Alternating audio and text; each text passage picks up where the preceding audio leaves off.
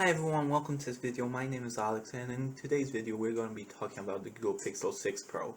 This is basically the highest end Android phone you can currently get, at least in Europe. There would be better phones out in China, but you can't get them in Europe, so I'm not going to be talking about them as I am European. The problem with this phone is I can't personally buy it and use it because I live in Romania, where the phone costs $1,400 and I cannot pay that much for a phone.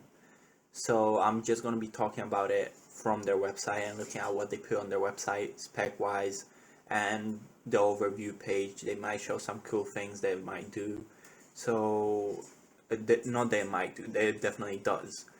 So we're going to be looking at it, talking about the price and seeing if it's worth buying. My straight thought from what I've seen so far in the live stream is definitely that it is worth buying, but not the normal version, the pro version, because they're phones that are cheaper than the normal version and which are better. So I don't recommend the normal version, but I do recommend the pro version. Let's just start looking at it. First of all, we have the color, which looks absolutely amazing. It's a free tone color, which looks really good. Yeah, I love the way it looks. All colors are really good, but I prefer the cloudy white. It's my favorite color. Let's see it in 3D.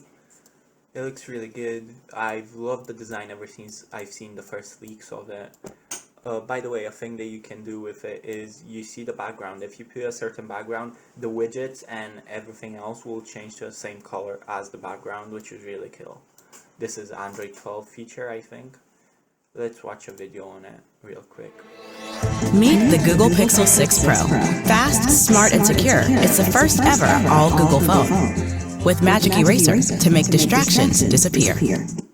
That's a big thing, Magic Eraser. So they've made this thing that they put into the camera, this software, which basically selects people and just erases them from the picture. This is a really big thing because you could do this before with editing, but now you can just do it on your phone with the touch of a finger. This is amazing, and it's going to be a feature that a lot of people use the phone for, and even maybe buy the phone just for this feature.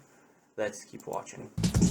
Just like that, Live Translate translates conversations, messages, and pictures, even without internet. And the Pixel 6 Pro is highest rated for security, so your digital life is covered. Cool. So that's very interesting. I know a lot of people want security in their phone, so this phone having good security is really important, but we'll have to see about it. I can't talk about it until I've used it myself. We have the Tensor chip, which is the processor that this phone will be using. It's made by Google in-house, so it's going to work really good with the other parts of the phone. It's going to make for better battery life, and it's going to work good with the screen and everything else. It's going to be faster, or it should be faster than if they would have used a Snapdragon processor, which is what they've done each year until now. But I am not sure how fast it'll actually be until I test it. The Antutu score is 735,000, which is about a Snapdragon 870 performance, which is good, but it's not the Snapdragon 88 Plus, I mean, which is the processor they should be rivaling, and it doesn't even match up to the A15 Bionic either, which has about 800,000 in score as well. But it should mean better battery life, and it should be pretty fast anyways. Let's see what else we have. We have the camera, which is a 50 megapixel wide. There's no 108 megapixels, but it's good enough. Then the 12 megapixel ultra wide is quite poor. I'd go for a 50 megapixel like the OnePlus and A9 and the Oppo 4 Pro. I mean the Oppo 3 Pro. I'd go for 50 megapixels like those phones, because having 12 megapixels is just a bit short nowadays. And it has the 48 megapixel telephoto, which is 4 times optical zoom, which is I think the most megapixels we've had in a telephoto camera that you can buy in Europe so far. I know the Huawei P50 Pro has a higher megapixel count, but this is still good enough, and it should be a really good zoom camera. I'd honestly buy it just for the camera. It has a bigger sensor than the Google Pixel 5 by quite a lot. Then what else we have? We have an ultra-wide selfie camera. We have the thing that I told you makes people disappear. We have a better exposure and better contrast with skins of color, which is good. It's a thing that a lot of phones miss and they don't get right, which this phone has worked a lot on getting right. I've seen the live stream and they really worked a lot on getting pictures of dark and colored skins just to look much better than they used to. Phones mostly focused on taking pictures of white people, so it's not going to look good on other colors because they just don't focus their attention on it. But now that they did, the pictures are going to look better than ever. So that's a really good thing. What else do we have? We have better battery, as expected. We have a 6.7 inch, which is good. There's no 6.9 inches, which is what I prefer in a phone. I have big hands, so I like big phones, but it's good enough. It's still a very big screen. And it has Gorilla Glass Victus, which is the strongest Gorilla Glass you can currently get. It has IP68 protection, which means you can submerge it in water, and it is dust proof as well. Then it has 120 Hz refresh rate, which the normal Pixel does not have. It only has 90 Hz, and it can go down to 10 Hz, which is good for battery saving. And I think that's about everything on this page. Yeah, that's about everything. Let's look at the Pixel 6 compared to the Pixel 6 Pro and the Pixel 5. So first of all, they all have the same waterproofness, but the Pixel 5 is much lighter, which is a thing that I can appreciate, but it is much smaller than both phones. So a point goes to a Pixel 5, but another point goes to a normal Pixel and the Pixel Pro because they are bigger.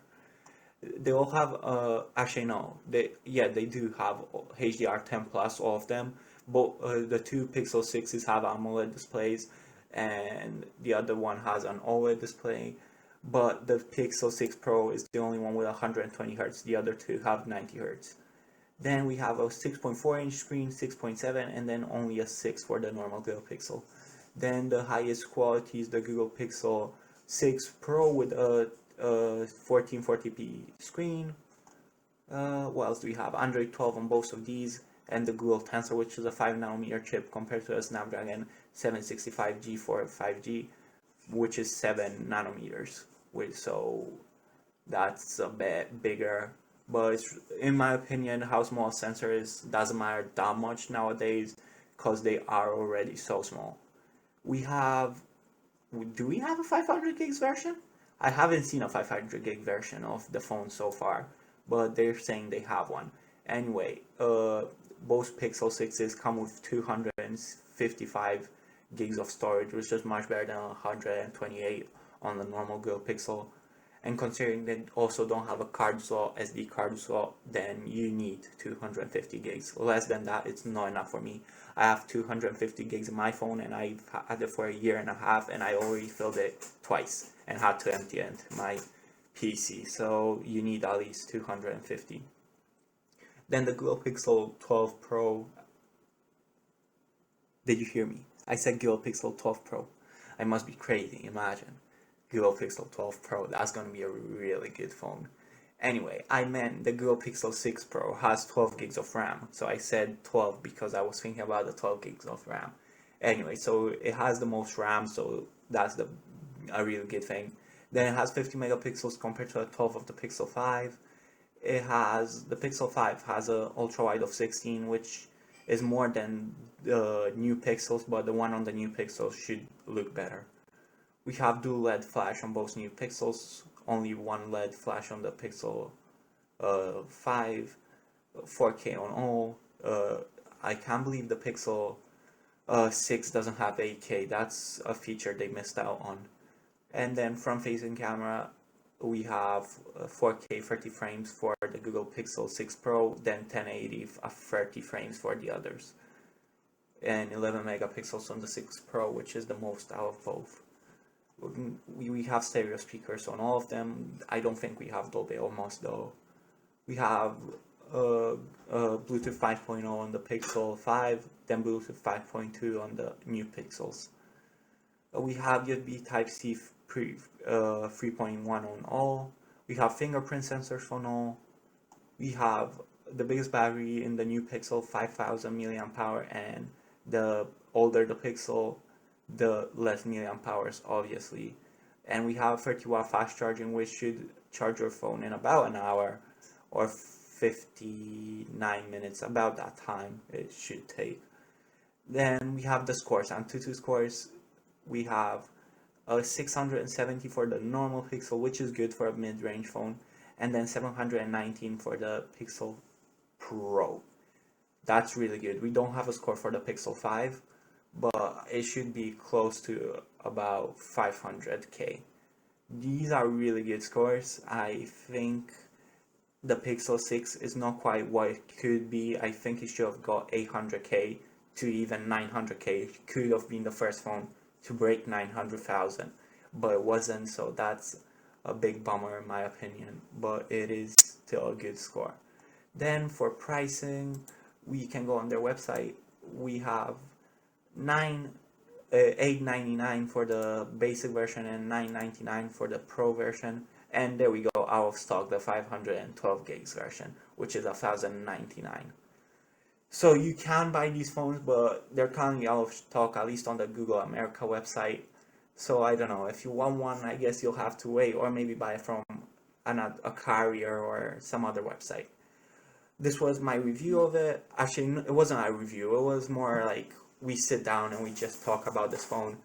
Overall, I think this phone is worth getting, but not the normal version, definitely the Pro version. So thanks for watching. I hope you enjoyed this video. Like and subscribe.